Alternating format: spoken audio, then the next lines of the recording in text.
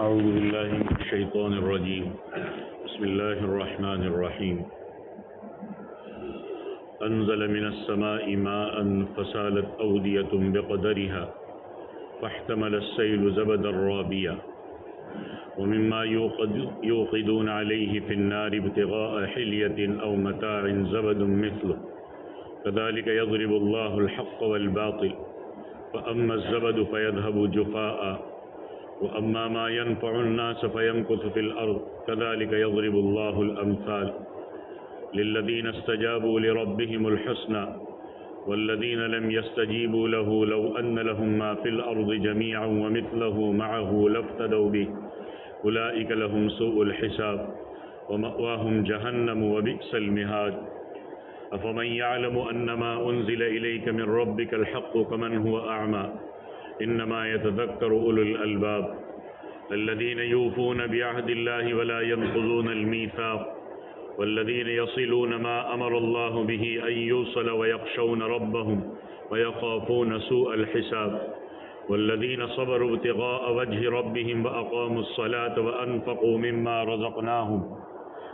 رزقناهم سرا وعلانية ويدرؤون بالحسنة السيئة أولئك لهم عقبى الدار جنات عدن يدخلونها ومن صلح من آبائهم وأزواجهم وذرياتهم والملائكة يدخلون عليهم من كل باب سلام عليكم بما صبرتم ونعم عقبى الدار صدق اللہ العظیم۔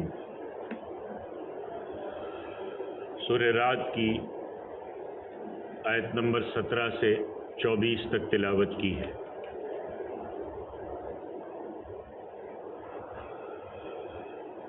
اللہ تبارک و تعالیٰ نے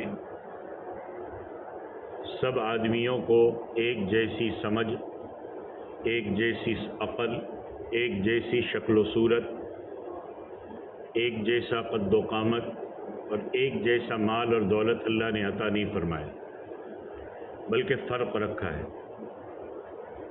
ذہن کے اعتبار سے کچھ لوگ ذہین ہوتے ہیں، کچھ درمیانی درجے کے، اور کچھ غبی کن ذہن ہوتے ہیں۔ جو کم سمجھ لوگ تمام چیزوں میں غلط فہمی کا شکار ہو جاتے ہیں۔ مثلا کبھی مسلمانوں کو حالات سامنے پڑ جائے، شکست ہو جائے تو وہ شکوک اور شبہات میں مبتلا ہو جاتے ہیں کہ کیا وجہ ہے کہ کفار غالب آ گئے، کفر کا غلبہ ہو گیا۔ حالانکہ حق اور باطل کی ٹکر میں کبھی حق غالب آتا ہے، کبھی باطل غالب آتا ہے، اور دنیا میں بکثرت ایسا ہوا ہے۔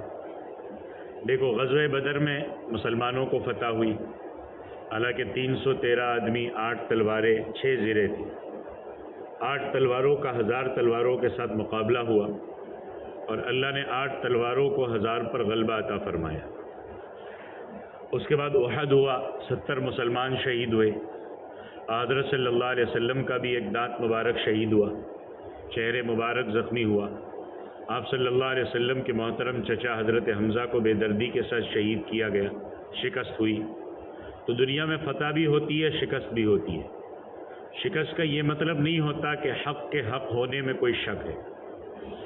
اللہ نے مثال کے ذریعے سمجھایا ہے کہ حق حق ہوتا ہے اور باطل باطل ہوتا ہے۔ مثال یہ دی ہے کہ جب آسمان سے بارش ہوتی ہے تو ندیاں نالے چل پڑتے ہیں، چھوٹے نالے میں تھوڑا پانی ہوتا ہے اور بڑے میں زیادہ ہوتا ہے، اپنے اپنے اندازے کے ساتھ پانی چلتا ہے۔ جب زور کی بارش ہوتی ہے تو سیلاب آ جاتا ہے، اور سیلاب میں تنکے اور جھاگ پانی کے اوپر ہوتا ہے، اور قیمتی چیزیں سونا چاندی تانبا وغیرہ پانی کے نیچے ہوتا ہے۔ اب کوئی نادان یہ سمجھے کہ جھاگ پانی کے اوپر ہے لہذا یہ قیمتی چیز ہے، اور نیچے جو سونا چاندی تانبا ہیرا وغیرہ ہے ان کی کوئی قدر و قیمت نہیں ہے، تو ایسا سمجھنا اس کی غلطی ہوگی۔ کافروں کے غلبے کو ایسے سمجھو جیسے کہ جھاگ، کہ وہ عارضی طور پر اوپر آتی ہے اور تھوڑی دیر کے بعد ختم ہو جاتی ہے، اور حق کو اس طرح سمجھو کہ جیسے پانی کے نیچے سونا چاندی وغیرہ قیمتی چیزیں ہیں، ان کا پانی کے نیچے رہنا ان کی قدر کو کم نہیں کرتا، اور جھاگ کا پانی کے اوپر ہونا اس کی قدر کو بڑھاتا نہیں ہے۔ وہ حق ہے، یہ باطل ہے۔ اللہ فرماتے انزل من السماء ماء، کہ اللہ نے نازل کیا، اتارا آسمان کی طرف سے پانی، فصالت اودیۃ، اودیہ یہ وادی کی جمع ہے، اور وادی کے معنی ہے نالا، معنی ہوگا پس بہہ پڑے نالے، بقدریہا کیسے بہے؟ اپنے اپنے اندازے کے مطابق، فاحتمل السیل زبد الرابیہ پس اٹھایا سیلاب نے جھاگ پھولا ہوا، وہ جھاگ پانی کی سطح پر ابھرا ہوا دکھ رہا ہے، وَمِمَّا يُوقِدُونَ عَلَيْهِ فِي النَّارِ اور وَمِمَّا يُوقِدُونَ عَلَيْهِ فِي النَّارِ ابْتِغَاءَ حِلْيَةٍ اور اس میں سے جس کو یہ گرم کرتے ہیں آگ میں زیور کی تلاش کے لیے، زیور بنانے کے لیے، او متاع زبد مثل یا سامان بنانے کے لیے میل کچیل ہوتا ہے، سونے چاندی تانبے وغیرہ، اس کو بھی جب کھرا اور کھوٹا الگ کرنا ہوتا ہے، میل کچیل دور کرنا ہوتا ہے، تو اس کو آگ پر پکاتے ہیں، اس کو جب کٹھالی میں ڈال کر گرم کرتے ہیں تو میل کچیل دور ہو جاتا ہے۔ تو جو اصل ہوتا ہے وہ حق ہوتا ہے، اور جو جھاگ ہوتی ہے وہ اوپر آتی ہے، تو وہ جھاگ اصل نہیں ہوتی، اصل تو اصل ہی ہوتا ہے۔ اللہ کہتے کذالک یضرب اللہ الحق والباطل، اسی طرح بیان کرتے اللہ حق اور باطل کو۔ حق کی مثال ایسی ہے جیسے پانی کے نیچے سونا چاندی تانبا ہیرے موتی وغیرہ ہے، اور باطل کی مثال ایسی ہے جیسے پانی کے اوپر جھاگ۔ تو جھاگ کے اوپر چھا جانے کی وجہ سے اس کی کوئی قیمت تو نہیں بن جاتی، اور سونے چاندی وغیرہ کے نیچے رہ جانے کی وجہ سے ان کی قدر میں کمی نہیں آتی۔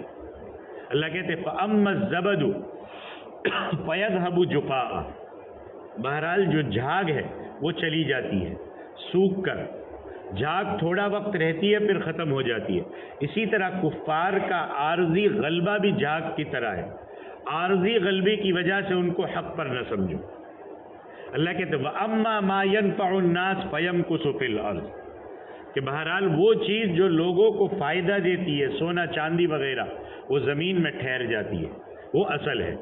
کذالک یضرب اللہ الامثال، اللہ کہتے اسی طرح بیان کرتے ہیں مثالیں تاکہ تم مثالوں کے ذریعے سمجھو کہ عارضی غلبے کی وجہ سے کفار مسلمانوں کو مٹا نہیں سکتے۔ دنیا کفر نے بہت دفعہ کوشش کی حق کو مٹانے کی، مگر نہیں مٹا سکے اور نہ مٹا سکیں گے، کیونکہ حضرت صلی اللہ علیہ وسلم نے فرمایا کہ میں نے اپنے پروردگار سے 3 چیزیں مانگی تھی، ان میں سے 2 چیزیں تو مجھے عطا فرما دی گئی اور ایک چیز سے منع کر دیا گیا۔ ایک چیز کی درخواست میں نے یہ کی تھی کہ میری امت کو عام قحط میں ہلاک نہ کیا جائے، یہ درخواست قبول کر لی گئی۔ دوسری درخواست اللہ کے نبی فرماتے میں نے یہ کی تھی کہ میری امت کو پانی میں ڈبو کر کے ہلاک نہ کیا جائے، اکا دکا تو ہلاک ہو جائے، ایک ساتھ پوری امت نہیں، اور میری یہ درخواست بھی قبول کر لی گئی۔ تیسری درخواست یہ تھی کہ میری امت کے لوگ آپس میں دست و گریباں نہ ہو، یعنی آپس میں اختلاف اور آپس میں جھگڑے کا شکار نہ ہو۔ اللہ کے نبی کہتے ہیں میری یہ درخواست قبول نہیں ہوئی۔ جس جگہ آپ صلی اللہ علیہ وسلم نے یہ 3 دعائیں کی تھی وہاں ایک مسجد تعمیر کی گئی جس کا نام ہے مسجد اجابہ۔ یہ مسجد نبوی سے شمال مغرب کی طرف چھوٹی سی مسجد ہے۔ ایک روایت میں آتا ہے کہ حضرت صلی اللہ علیہ وسلم سے لوگوں نے پوچھا کہ حضرت مسلمانوں پر کوئی ایسا عذاب بھی آ سکتا ہے کہ جس میں سارے مسلمان تباہ ہو جائے، امت کے حیثیت سے تباہ ہو جائے؟ فرمایا نہیں، میں نے اللہ سے دعا کی ہے کہ ایسا کوئی آسمانی عذاب نہیں آئے گا جس سے ساری کی ساری امت تباہ ہو جائے۔ ایک روایت میں کہ حضرت صلی اللہ علیہ وسلم نے فرمایا کہ ساری دنیا کے کافر اکٹھے ہو کر مسلمانوں کے وجود کو ختم کرنا چاہے تو ختم نہیں کر سکتے، لہذا سب کے سب کافر مل کر بھی زور لگا لے تو مسلمانوں کو ختم نہیں کر سکتے۔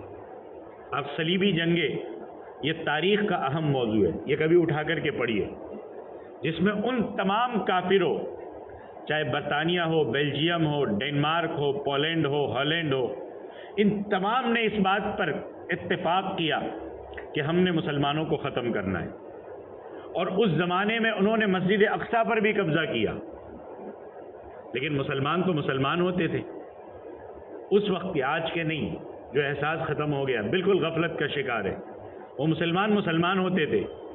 اللہ نے ان کی سرکوبی کے لیے سلطان صلاح الدین ایوبی رحمۃ اللہ علیہ جیسے آدمی کو ان کے مقابلے کے لیے کھڑا کیا۔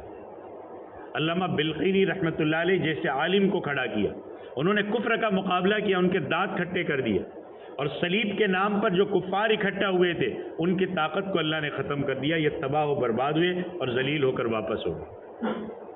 آج بھی دعا کرو اللہ سلطان صلاح الدین ایوبی جیسا کوئی آدمی ہمیں عطا کر دے، اللہ تعالیٰ ارسلان سلجوقی رحمۃ اللہ علیہ جیسا آدمی کوئی ہمیں دے دے، اللہ تعالیٰ سلطان بایزید ترکی رحمۃ اللہ علیہ جیسا کوئی بندہ دے دے، سلطان محمود غزنوی جیسا کوئی بندہ ہمیں دے، ان جیسا کوئی ایک ہی بندہ آ جائے تو انشاءاللہ انقلاب آ جائے گا۔ مگر ہمارے پاس کیسے لوگ آتے ہیں؟ اپنے مطلب نکالنے اور دولت جمع کرنے کے لیے، کہ جمع کیا صرف اس لیے، یہ لوگوں کا خون چوسنے کے لیے جھونکے، لیکن اسلام اللہ تعالیٰ کا حق مذہب ہے، سچا مذہب ہے، اس کو دنیا کی کوئی طاقت کوئی قوت نہیں مٹا سکتی۔ سالوں سے کوشش ہو رہی ہے، سالوں سے، لیکن کوئی نہیں مٹا سکا۔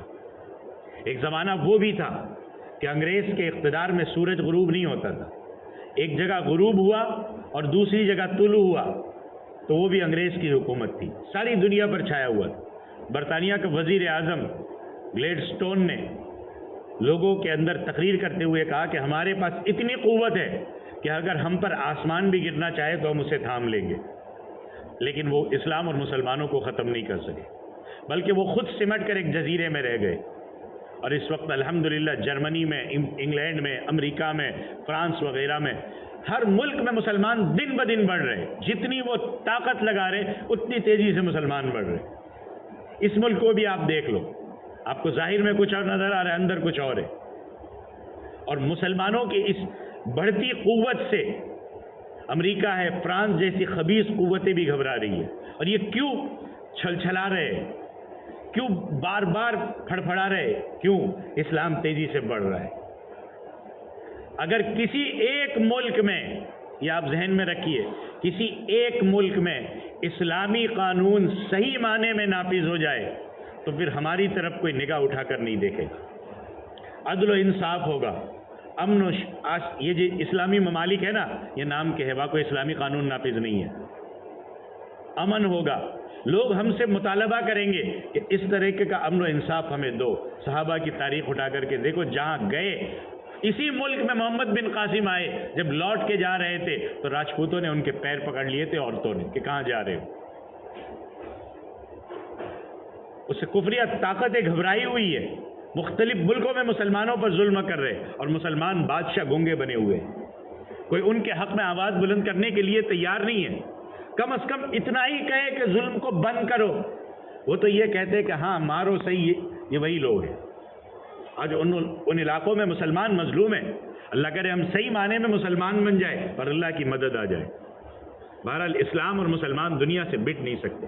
حضرت صلی اللہ علیہ وسلم نے فرمایا کہ میری امت میں ایک گروہ حق پر ڈٹا رہے گا قیامت تک، قیامت آنے تک، اور وہ جو گروہ حق پر ڈٹا رہے گا، لا یضرهم من خالفهم ولا من خذلهم ولا من ناواهم، کہ نہیں نقصان پہنچا سکے گا ان کو وہ جو ان کی مخالفت کرے گا، کچھ نہیں کر سکے، اور نہ وہ نقصان پہنچا سکے گا جو ان کو رسوا کرنے کی کوشش کرے گا، اور نہ وہ ان کو نقصان پہنچا سکے گا جو ان کا مقابلہ کرے گا۔ آپ حق پر ہو، کوئی آپ کو نقصان پہنچا ہی نہیں سکتا۔ یہ تو ہم صحیح معنوں میں مسلمان نہیں ہے تو یہ حالت ہے۔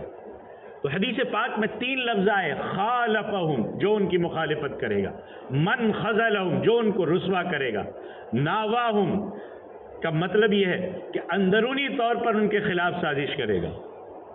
ہم میں نہیں، اندرونی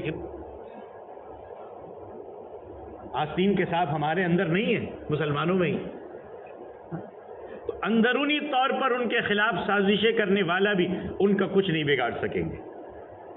بہرحال ان آیات میں اللہ تعالیٰ نے مثال کے ذریعے یہ بات سمجھائی ہے کہ اگر کسی وقت کفر کا غلبہ ہو جائے تو وہ کفر کا غلبہ ایسے ہی ہے جیسے سیلاب کے پانی کے اوپر جھاگ ہوتی ہے، حق نیچے آ گیا ہے تو حق حق ہی ہے، جہاں رہے حق ہی رہے گا۔ وہ للذین استجابوا لربہم الحسنی، اللہ فرماتے کہ ان لوگوں کے لیے جنہوں نے اپنے رب کے حکم کو قبول کیا ان کے لیے بھلائی ہے، اور یہ معنی بھی کرتے کہ ان کے لیے جنت ہوگی، اور یہ معنی بھی کرتے کہ اللہ کی رضا اور نزدیکی ان کو حاصل ہوگی۔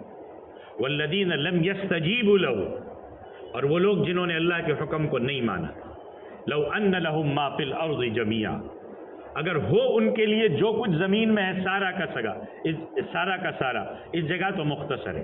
اور سورہ آل عمران آیت نمبر 51 میں تفصیل ہے کہ فلن یقبل من احدہم ملء الارض ذهبا ولو افتدی بہ، کہ ہرگز نہیں قبول کیا جائے گا ان میں سے کسی ایک سے سونے سے بھری ہوئی زمین، اگرچہ وہ اس کا فدیہ دے دے کہ یہ لے لو ہمیں چھوڑ دو. وہاں تو حق چلے گا، وہاں پیسہ نہیں چلے گا. اندازہ لگاؤ، سونے سے بھری ہوئی زمین، مشرق سے لے کر مغرب تک، شمال سے لے کر جنوب تک، زمین کے فرش سے لے کر آسمان کی چھت تک سونا ہی سونا ہو تو اس کی کتنی مالیت ہوگی؟ اتنا سونا اس کے پاس ہو اور قیامت والے دن عذاب سے چھٹکارا حاصل کرنے کے لیے دے رہے، اللہ کہتے چھٹکارا حاصل نہیں ہوگا. بلکہ فرمایا وَمِثْلَهُ مَعَهُ، اور اس جیسا اس کے ساتھ اور بھی ہو، وہ دے کر عذاب سے چھٹکارا حاصل کرنا چاہے، فرمایا لَفْتَدَوْا بِهِ، وہ فدیہ دے دے اس کے ساتھ تو قبول نہیں کیا جائے گا. آج تو چھٹکارا بڑا آسان ہے. کیسے آسان ہے؟ کہ صرف دل کو پھیرنا ہے، ارادہ کرنا ہے کہ ایمان لاتا ہوں، شرک اور کفر کو چھوڑتا ہوں، بس آسان ہے. یہ ایسی مشکل بات تو نہیں ہے کہ انسان نہ کر سکے. اور اللہ تعالیٰ نے انسان کو کوئی ایسا حکم نہیں دیا جو انسان کی طاقت سے باہر ہو. لا یکلف اللہ نفسا الا وسعها، نہیں تکلیف دی اللہ نے کسی نفس کو مگر اس کی طاقت کے مطابق. بڑے بڑے دنیا کے بھاری کام آپ کر لیتے ہو، ہم سے نماز نہیں پڑھی جاتی. کون سا مشکل کام ہے؟ کوئی مشکل کام اللہ نے نہیں دیا. جو شخص کھڑے ہو کر نماز نہیں پڑھ سکتا بیٹھ کر پڑھ لے، غسل وضو نہیں کر سکتا تیمم کر کے پڑھ لے، بیٹھ کے بھی نہیں پڑھ سکتا اشارے کے ساتھ پڑھ لے. ہاں، ہوش و حواس ہوتے ہوئے نماز معاف نہیں ہے. صرف وہی نمازیں معاف ہوں گی کہ کوئی بیمار ہے، 5 نمازوں کے اوقات گزر جائے اور وہ بے ہوش رہے، اس بے ہوشی کی نمازیں معاف ہے. کیونکہ اللہ کا خطاب ہے اقیم الصلاۃ، نماز قائم کرو. ان لوگوں کو ہے جو باہوش ہے. اگر ہوش نہیں ہے تو خطاب نہیں ہے.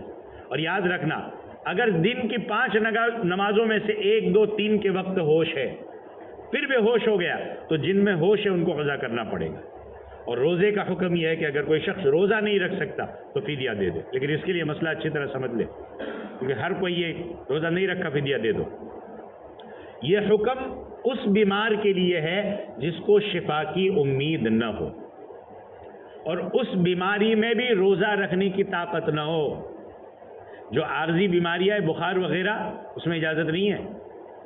زیادہ بخار ہے تو ٹھیک ہے اجازت ہے، لیکن صحت یاب ہونے کے بعد ایسا نہیں کہ آپ فدیہ دے دو، اس روزے کا قضا کرنا ہے، فدیہ نہیں ہے. اور عورتوں کو بھی مسئلہ اچھی طرح سمجھا لے کہ ہر بیماری میں فدیہ نہیں ہے. فدیہ اس بیماری میں ہے کہ طبی اور ڈاکٹری لحاظ سے روزہ رکھنا درست نہ ہو، اور اس بیماری سے ٹھیک ہونے کا امکان بھی نہ ہو. اور ہر نماز کا فدیہ ہے. اور ایک دن میں 6 نمازیں، 5 نمازیں اور 6واں وتر، کیونکہ وتر واجب ہے اور واجب عملی طور پر فرض ہوتا ہے. اور ایک نماز کا 2 سیر گندم گیہوں فدیہ ہے. تو ایک دن کی نمازوں کا کفارہ 12 سیر گیہوں ہوا. اور روزے کا ایک فدیہ 1 مسکین کا کھانا ہے، 2 وقت کا، 1 وقت کا نہیں، 2 وقت کا. اور وہ اس جگہ کے حساب سے ہوگا جہاں وہ رہتا ہے. مثلا یہاں میں 1 وقت کے کھانے پر جتنے پیسے خرچ ہوتے ہیں، دوپہر کے کھانے پر کتنے پیسے خرچ ہوتے ہیں، وہ دونوں ملا کے اس کو دینا ہو. چاہے مسکین کو 2 وقت کا کھانا کھلا دو یا اتنے پیسے دے دو. ایک مسکین کو تم نماز روزے کا اکٹھا فدیہ دے سکتے ہو، لیکن مسکین وہ ہو کہ اس کے لیے زکوٰۃ لینی جائز ہو، عشر لینا جائز ہو. اچھا، ایسی بیماری میں ہو کہ آپ کو شفا ہونے کی امید نہیں تھی، لیکن ایک وقت آیا کہ آپ کو شفا ہو گئی، تو آپ کو قضا کرنا پڑے گا، چاہے آپ نے فدیہ دے دیا ہو. تو فرمایا کہ جو اللہ کے حکم کو قبول نہیں کرتا، اگر ان کے لیے زمین میں اور اس جیسا اور بھی سونا بھر کر ہو جائے اور وہ اس کو فدیہ دے دے تو اللہ کے عذاب سے چھٹکارا حاصل نہیں کر سکتے.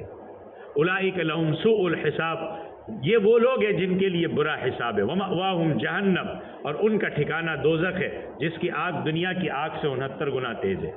اللہ ہر مسلمان کو اس سے بچائے اور محفوظ رکھے۔ وبئس المہاد، اور بہت برا ٹھکانہ ہے۔ اس لیے حضرت صلی اللہ علیہ وسلم امت کی تعلیم کے لیے یہ دعا کرتے تھے، اللہم انی اعوذ بک من عذاب جہنم، کہ پروردگار دوزخ کے عذاب سے بچا، اپنی پکڑ سے بچا، گناہوں سے بچا۔ آگے فرمایا افمن یعلم انما انزل الیک من ربک الحق۔ اس سے پہلے دو گروہوں کا ذکر تھا، ایک تو وہ جو اللہ کا حکم ماننے والے، دوسرے وہ جو اللہ کے حکم کو نہیں مانتے، اور دونوں کی جزا کا بھی ذکر فرمایا کہ جو ماننے والے ان کے لیے حسنہ بھلائی ہے، جو نہیں مانتے وہ دوزخ سے نہیں بچ سکتے، چاہے ساری دنیا سونے کی بھری ہوئی اور اتنی اور بھی ساتھ وہ فدیہ میں دے تو فدیہ قبول نہیں کیا جائے گا۔ اسی سلسلے میں آگے دو شخصوں کا ذکر ہے، ایک ابو جہل اور دوسرے حضرت حمزہ رضی اللہ تعالیٰ عنہ۔ ان آیات کے شان نزول یہ بتلاتے ہیں کہ ایک دن ابو جہل جو بڑا بے لحاظ اور منہ پھٹ آدمی تھا، اس کا نام عمرو ابن ہشام تھا، اور ابو الحکم اس کی کنیت تھی۔ ابو الحکم کا ایک عام ہماری زبان میں معنی لے لے چیئرمین، یہ مکہ مکرمہ کا چیئرمین تھا۔ اس نے حضرت صلی اللہ علیہ وسلم کو بڑی بری گالیاں دی، اور وہاں ایک باندی کھڑی تھی وہ جو سن رہی تھی، مگر عورت ذات اور باندی تھی، دل میں وہ کڑن تھی کہ محمد رسول اللہ صلی اللہ علیہ وسلم جیسی شریف ذات کو برا بھلا کہنا، گالیاں دینا، یہ بری بات ہے،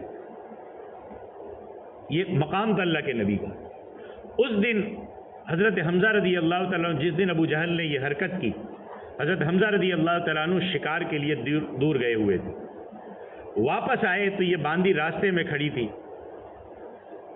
اس نے دیکھا کہ انہوں نے اپنی پیٹھ پر شکار کا تھیلا ڈالا ہوا ہے اور ہاتھ میں کمان ہے۔ قریب آئے تو اس باندی نے ادھر ادھر دیکھ کر کہ کوئی آدمی تو دیکھ نہیں رہا تھا، کیونکہ مکہ کے حالات اس وقت بھی ایسے تھے، دیکھ تو نہیں رہا ہے۔ حضرت حمزہ ابھی مسلمان نہیں ہوئے تھے، لیکن اس کو پتا تھا کہ محمد الرسول اللہ کی عزت اپنے چچا کے دل میں کتنی ہے۔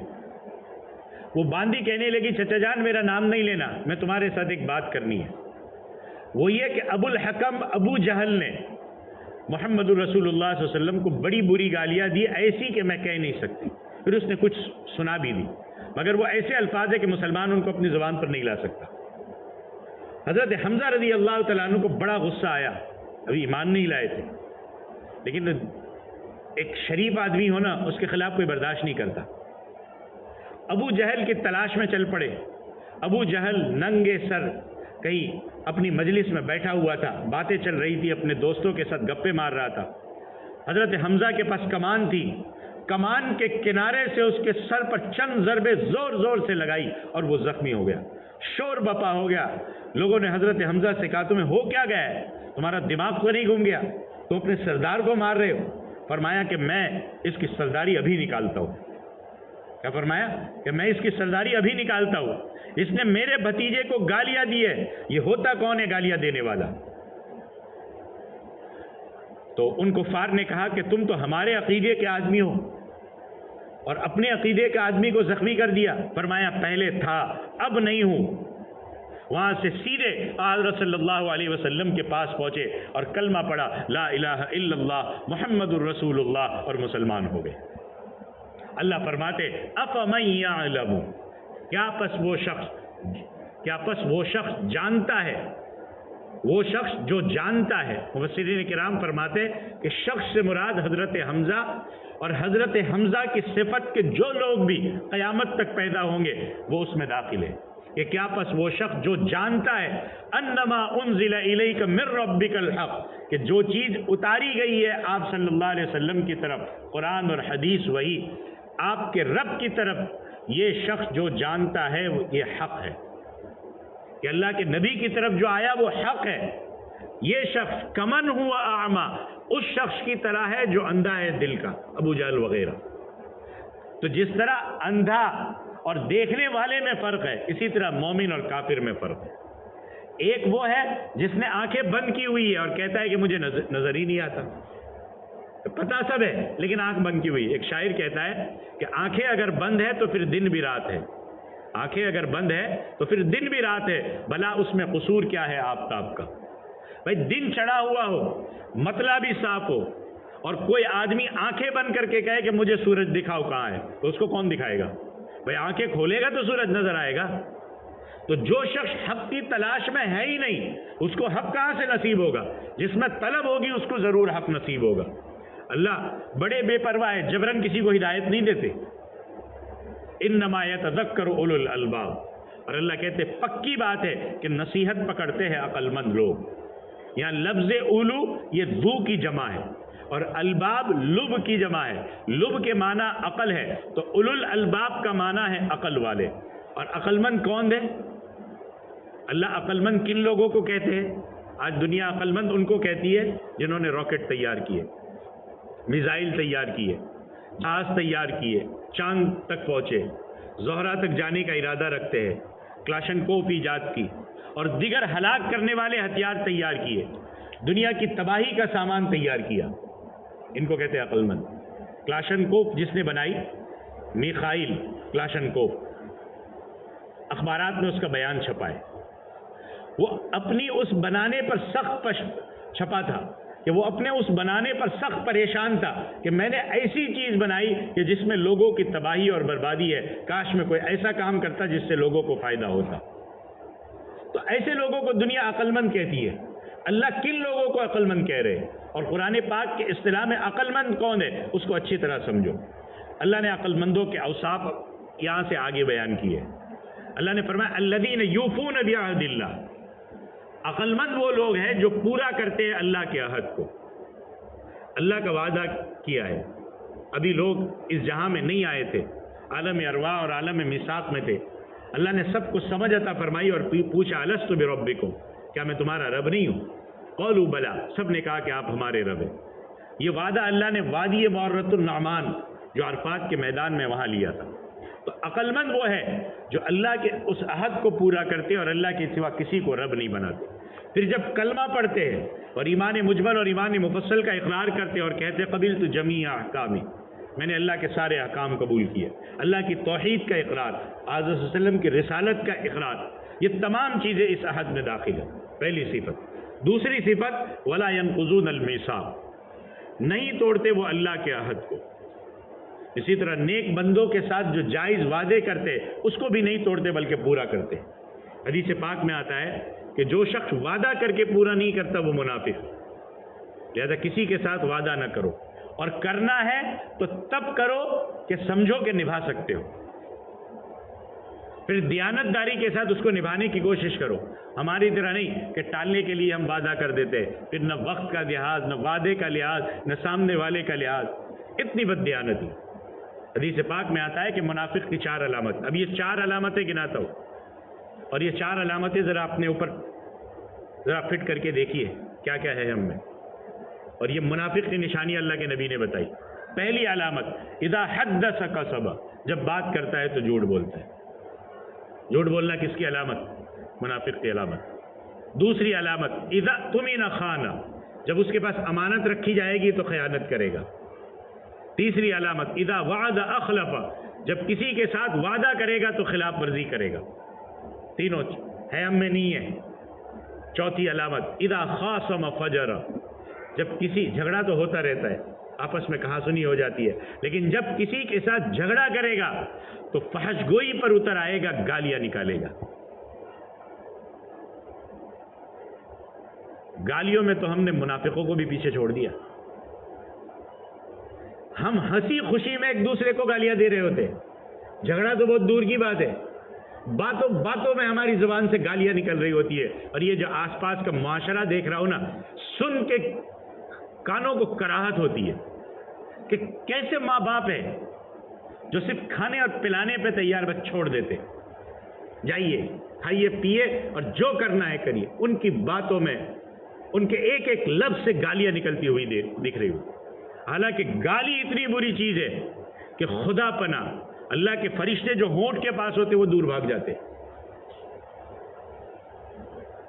عقل مندوں کی تیسری صفت والذین یصلون ما امر اللہ بہ ان یوصل، وہ لوگ عقل مند وہ لوگ ہیں جو ملاتے ہیں اس چیز کو کہ اللہ نے حکم دیا ہے اس کے بارے میں کہ اس کو ملایا جائے۔ اللہ نے حکم دیا کہ اپنا تعلق اللہ کے ساتھ جوڑنے کا وہ جوڑتے ہیں. اللہ نے حکم دیا اللہ کے پیغمبروں کے ساتھ جوڑنے کا، کتابوں کے ساتھ جوڑنے کا، وہ جوڑتے ہیں. آپس میں رشتے ناتوں کو جوڑنے کا وہ جوڑتے ہیں. یہ عقل مند لوگ ہیں. ہم عقل مندی کیا دکھاتے ہیں؟ کسی کو سنا دینا، کسی پر اپنا بڑا پن دکھانا، کسی کے رشتے توڑ دینا کہ میں بہت بڑا بندہ ہوں. عقل مند وہ نہیں ہے. سن کر کے، جھک کر کے، رشتے ناتے جوڑ کر کے چلے، یہ عقل مند ہے. چوتھی علامت وَيَخْشَوْنَ رَبَّهُمْ، اور وہ ڈرتے ہیں اپنے رب سے. رب تعالیٰ سے ڈرنے کا مطلب یہ ہے کہ اللہ کی نافرمانی، اللہ کی پکڑ، اللہ کی گرفت، اللہ کے عذاب سے ڈرتے ہیں. عقل مندوں کی پانچویں صفت وَيَخَافُونَ سُوءَ الْحِسَابِ، ڈرتے ہیں برے حساب سے کہ قیامت والے دن اللہ کی سچی عدالت میں انسان اللہ کے سامنے پیش ہوں گے اور اللہ ان سے نیکی برائی کے بارے میں پوچھیں گے. اگر اس وقت حساب میں کامیابی نہیں ہوئی تو بہت برا نتیجہ ہوگا، اس کا وہ ہر وقت خوف کرتے ہیں. چھٹی صفت وَالَّذِينَ صَبَرُوا ابْتِغَاءَ وَجْهِ رَبِّهِمْ، اور وہ لوگ جو صبر کرتے ہیں اپنے رب کی رضا کے لیے. وجہ کا معنی رضا ہے. نیکیوں پر ڈٹے رہتے ہیں، برائیوں سے بچتے ہیں، تکلیفوں پر صبر کرتے ہیں. ایک مسئلہ سمجھ لیں، میں نے اب کہا نا تکلیف پر ڈٹے رہتے ہیں، تو اس پر کوئی یہ نہیں سمجھتے کہ بس تکلیف آئے صبر کرو، بیماری آئے صبر کرو. اس لیے ایک مسئلہ سمجھ لیں، شرعی دائرے میں رہتے ہوئے تکلیف کو دور کرنے کی کوشش کرنا بیماری کے علاج کرنے کا حکم ہے. حضرت صلی اللہ علیہ وسلم نے فرمایا اللہ کے بندو جب بیمار ہو جاؤ تو علاج کرو. اللہ نے کوئی ایسی بیماری پیدا نہیں کی ہے جس کا علاج نہ ہو، سوائے دو بیماریوں کے، ایک بڑھاپا اور دوسری موت. باقی ہر بیماری کا علاج ہے. یہ الگ بات ہے کہ حکیم اور ڈاکٹر کی سمجھ میں نہ آئے، بیماری پکڑ میں نہ آئے، یہ الگ بات ہے. ایک شخص حضرت صلی اللہ علیہ وسلم کے پاس آیا کہ حضرت مجھے دم کر دے. آپ صلی اللہ علیہ وسلم نے اس کو دم کیا اور فرمایا کہ فلاں حکیم کے پاس جا کر کے علاج کرو. تو دونوں طریقے بتلائے کہ دم یہ روحانی علاج ہے اور حکیم ڈاکٹر کے پاس جانا یہ جسمانی علاج ہے. اگر آپ صلی اللہ علیہ وسلم یہ نہ فرماتے تو ممکن ہے کہ اس کا ذہن اس میں بند ہو جاتا کہ علاج صرف دم کرانا ہی ہے. اللہ کے نبی نے اس طرف اس کا ذہن منتقل کر دیا کہ دوا لینا بھی علاج ہے. حضرت صلی اللہ علیہ وسلم کے دور میں حارث بن کلاہ یہ بڑے ماہر حکیم تھے. سرزمین عرب میں ان کی بڑی شہرت تھی. انہوں نے دو باتیں کہی ہے، وہ سب کو یاد رکھنی چاہیے بیماریوں سے بچنے کے لیے. فرماتے کہ رأس الدائی البطن و رأس الدوائی الحمیہ، بیماریوں کی جڑ پیٹ بھر کر کھانا ہے. یہ بیماریوں کی جڑ ہے. ہمارا تو کھانا یہاں تک آتا ہے. بیماریوں کی جڑ پیٹ بھر کر کھانا ہے اور پھر مختلف قسم کی بیماریاں پیدا ہوگی. اور کیا فرمایا؟ اب دوائی لے لو، علاج کر لو. کہا اصل علاج پرہیز ہے. آپ کتنی ہی دوائیاں لے لو لیکن اس کے ساتھ آپ پرہیز نہیں کرو گے تو کوئی مطلب نہیں ان دوائیوں کا. اصل علاج پرہیز ہے. تو علاج کرانا نہ صبر کے خلاف ہے نہ توکل کے خلاف ہے، بلکہ جو شخص اس سلسلے میں اپنے اوپر خرچ کرے گا، بیوی بچوں پر خرچ کرے گا، بہن بھائیوں میں سے کسی پر خرچ کرے گا، یہ سمجھتے ہوئے کہ حضرت صلی اللہ علیہ وسلم نے حکم دیا ہے، تو جو جتنے پیسے خرچ کرے گا ان کو اس کا ثواب ملے گا، شفا ہو یا نہ ہو. شفا تو اللہ کے پاس ہے. بات نیت کی ہے، نیت نہیں ہے تو کچھ بھی نہیں ہے. اس لیے جب بھی اپنا یا کسی کا علاج کراؤ تو یہ نیت کرو کہ حضرت صلی اللہ علیہ وسلم کا حکم ہے اس لیے میں علاج کراتا ہوں. ساتویں صفت وَأَقَامُوا الصَّلَاةَ، قائم کرتے ہیں نماز کو. نماز وقت پر قاعدے کے مطابق نماز پڑھتے ہیں، مرد بھی اور عورتیں بھی. ایک وقت ہم کہتے تھے کہ عورتیں بڑی نماز کی پابند ہوتی ہیں. ہم تو دیکھتے آج گھروں کا کیا حال ہے. مرد کچھ نماز پڑھ لیتے ہیں، عورتوں نے تو پورا جنازہ ہی نکال دیا. مرد عورت دو نماز. اور اچھا اس پر کوئی فکر مرد حضرات کو بھی نہیں ہے. کھانا برابر نہیں پکائے گی برابر ڈانٹے گا، کپڑا برابر دھو کر اور استری کر کے نہیں دے گی برابر ڈانٹے گا، اس کی برابر خیر خبر لے گا مرد. لیکن گھر میں نماز نہیں کوئی فکر نہیں، گھر میں قرآن کی تلاوت نہیں کوئی فکر نہیں، گھر میں ذکر نہیں کوئی فکر نہیں اس کو. یعنی وہ بھی ظاہریت، مادہ پرستی اور پیٹ کے لیے جی رہا ہے سر. آٹھویں صفت فرمایا وَأَنفَقُوا مِمَّا رَزَقْنَاهُمْ سِرًّا وَعَلَانِيَةً، عقل بندوں کی آٹھویں صفت. اور خرچ کرتے اس میں سے جو ہم نے ان کو رزق دیا ہے، چھپ کر بھی اور ظاہری طور پر بھی. اگر کسی کی نیت صاف ہے، دکھلاوا نہیں ہے، اور کھلے طور پر صدقہ خیرات کرتا ہے تو یہ بھی جائز ہے، اور چھپ کر دیتا ہے تو یہ بھی جائز، لیکن جہاں دکھلاوے کا شبہ ہو وہاں چھپا کر دینا ہی بہتر ہے۔ حدیث پاک میں آتا ہے کہ 7 قسم کے آدمی عرش کے سائے کے نیچے ہوں گے جب عرش کے سائے کے علاوہ اور کوئی سایہ نہیں ہوگا۔ ان میں سے ایک ہے شاب النشأ فی عباد اللہ، وہ نوجوان ہوگا جس کی جوانی اللہ کی بندگی میں گزری۔ جوانی میں عبادت کا بڑا ثواب ہے، بوڑھا ہو کر بھی بندہ عبادت کرتا ہے، اللہ کسی کی عبادت کو ضائع نہیں کرتے، ثواب اس پر بھی ملے گا، مگر عزیزو یاد رکھنا جو ثواب جوانی کی عبادت کا ہے بڑھاپے کی عبادت کا وہ نہیں ہے۔ ساری مشغولیات کو چھوڑتے ہوئے عبادت، بڑھاپے میں تو کوئی بھی مسجد کا کونا پکڑ لیتا ہے۔ اور ایک شخص وہ ہوگا جو دائیں ہاتھ سے صدقہ کرتا ہے تو بائیں ہاتھ کو پتہ نہیں چلتا، اتنے اخلاص کے ساتھ ریا سے بچتے ہوئے خرچ کرتا ہے، اس کو عرش کے سائے میں جگہ ملے گی۔ اور ان میں ایک وہ ہوگا قلبہ معلق فی المسجد، جس کا دل مسجد کے ساتھ لٹکا ہوا ہے، ایک نماز پڑھی دوسری کی فکر ہے، دوسری پڑھی تیسری کی فکر ہے، تیسری پڑھی چوتھی فکر ہے، چوتھی کی فکر ہے، اور زیادہ تر اس کا دل کیسے میں مسجد میں جا کے بیٹھ کے عبادت کروں۔ یہ لوگ اس دن عرش کے سائے کے نیچے ہوں گے جب 50,000 سال کا لمبا دن ہوگا اور سورج میل 2 میل کی مسافت ہوگا، لوگ پسینے میں ڈوبے ہوئے ہوں گے، عرش کے علاوہ اور کوئی سایہ نہیں ہوگا۔ عقل مندوں کی نویں صفت وَيَدْرَؤُونَ بِالْحَسَنَةِ السَّيِّئَةَ، وہ ٹالتے ہیں بھلائی کے ساتھ برائی کو، اور یہ معنی بھی کرتے ہیں کہ اگر ان سے کوئی گناہ ہو جائے تو فوراً نیکی کرتے ہیں، کیونکہ نیکی کی برکت سے گناہ ختم ہو جاتے، تو نیکی کے ساتھ برائی کو ٹال دیتے ہیں۔ تو ان ساری خوبیوں والے عقل مند ہیں۔ نتیجہ کیا ہوگا؟ اللہ کہتے ہیں اولئک لہم عقبی الدار، پہلے کیا بتایا؟ جو نہ ماننے والوں کو جہنم، برا ٹھکانہ، اور ان کے لیے کیا فرمایا؟ یہ وہ لوگ ہیں جن کے لیے آخرت کا گھر ہے۔ وہ آخرت کا گھر کیا ہے؟ جنات عدن، رہنے کے باغات ہیں، ہمیشہ کے باغات ہیں۔ دنیا کے باغوں میں موسم میں پھل لگتا ہے، آگے پیچھے نہیں ہوتا، جو موسم ہے اسی میں لگے گا۔ جنت کے پھل ہمیشہ ہوں گے، لا مقطوعۃ ولا ممنوعہ، وہ کبھی ختم ہونے میں نہیں آئیں گے۔ ایک دانہ توڑا فوراً دوسرا لگ گیا، اور کوئی رکاوٹ بھی نہیں ہوگی۔ دنیا والے کیوں روکتے؟ بھائی آپ ان کا جا کے پھل توڑو، کیوں روکتے؟ اس لیے کہ یہ ان کی ضرورت ہے، اس سے آمدنی کم ہو جائے گی۔ جنت میں کسی چیز کی کمی نہیں ہوگی۔ یدخلونہا، یہ عقل مند اس جنت میں داخل ہوں گے۔ ومن صلح من آبائہم وازواجہم وذریاتہم، اور وہ بھی داخل ہوں گے جو نیک ہے ان کے باپ دادا میں سے، ان کی بیویوں میں سے اور ان کی اولادوں میں سے۔ کیا فرمایا اللہ نے؟ صلح۔ ہر آدمی جنت کا ٹھیکیدار اپنے آپ کو نہ سمجھے، نیک۔ ومن صلح من آبائہم وازواجہم وذریاتہم والملائکۃ یدخلون علیہم من کل باب، اور فرشتے داخل ہوں گے ان پر کمروں میں ہر دروازے سے، کیونکہ بڑی بڑی کوٹھیاں ہوگی، ان کے مختلف دروازوں سے فرشتے داخل ہوں گے اور کہیں گے سلام علیکم، سلام ہو تم پر اے اللہ کے نیک بندو۔ کیوں؟ بما صبرتم، اس وجہ سے کہ تم نے صبر کیا، دنیا میں تکلیفیں برداشت کی، نمازوں پر ڈٹے رہے، روزوں پر ڈٹے رہے، گناہوں سے تمہارا دل چاہتا تھا کہ کرے لیکن تم نے اپنے آپ کو روک کر صبر کیا۔ فنعم عقبی الدار، کیا ہی اچھا ہے آخرت کا گھر۔ یہ اللہ کہتے ہیں ان عقل مندوں میں نے تمہیں نصیب فرمایا ہے۔ اور یاد رکھنا یہ عقل مندوں کی خوبیاں ہر ایک کو یاد ہونی چاہیے۔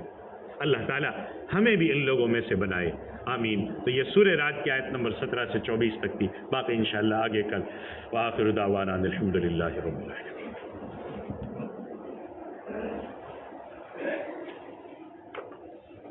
سو جاؤ۔